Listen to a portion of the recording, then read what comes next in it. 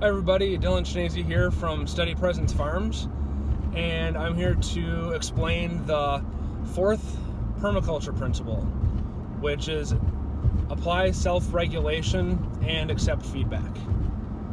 So I've been taking a few weeks to understand how I would explain this to you guys, and I thought I would kind of share with you a decision that we've made kind of through this lens of the fourth permaculture principle. So this year, while we're at the homestead, we've put a lot of things up on the wall. I follow a guy named Toolman Tim, and his approach to his business is to throw a bunch of things at the wall and see what sticks, and he calls it the spaghetti method. So we did the same thing. So we have our Airbnb. We watch a few kiddos while we're home, and then we've done events, and we raise our animals. We raise our food, and the one thing that is not paying off for us and is taking away our time from other things is our ducks. And we originally thought that because the ducks eat more grass and forage, that they're a more sustainable option long term, and that might be true. But what we've noticed over the course that we've had these ducks is they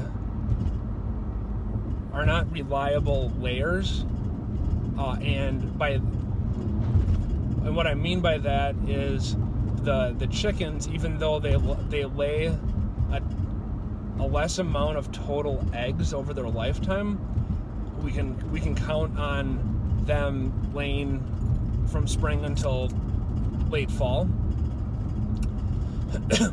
and we have a source of laying hens locally, so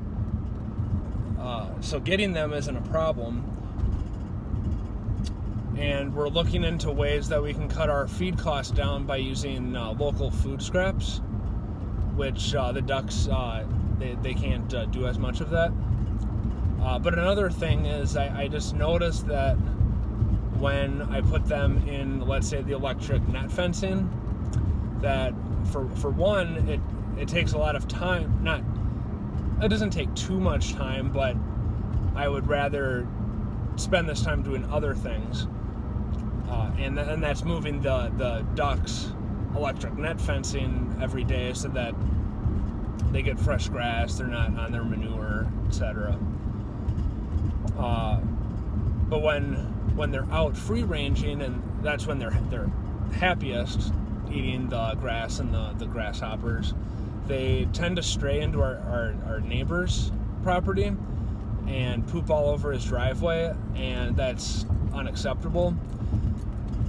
And so we made the decision to save the time on the ducks, get a reliable stream of eggs from the chickens, and preserve the relationship with our neighbor.